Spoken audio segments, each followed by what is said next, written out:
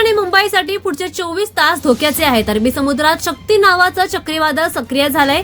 ते पुढील काही तासात अधिक तीव्र होण्याची शक्यता भारतीय हवामान विभागाने वर्तवली आहे.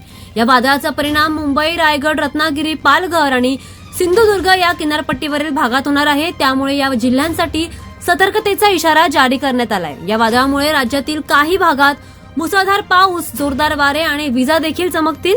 त्यामुळे वातावरणात अनेक बदल होण्याची शक्यता वर्तवली जाते. या संभाव्य धोक्यामुळे कोकण किनारपट्टीवरील प्रशासन आणि राज्य आपत्ती व्यवस्थापन विभाग पूर्णपणे सतर्क झालाय. आवश्यक त्या सर्व उपाययोजना तातडीने सुरू करण्यात आल्यात.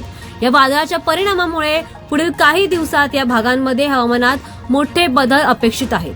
काही ठिकाणी मुसळधार पाऊस पडण्याची तर जोरदार वादळी वारे वाहण्याची शक्यता दिसून येते. यासोबतच विजांचा कडकडाट देखील होईल. त्यामुळे प्रशासनाने मच्छीमारांना समुद्रात न जाण्यास मनाई केली आहे.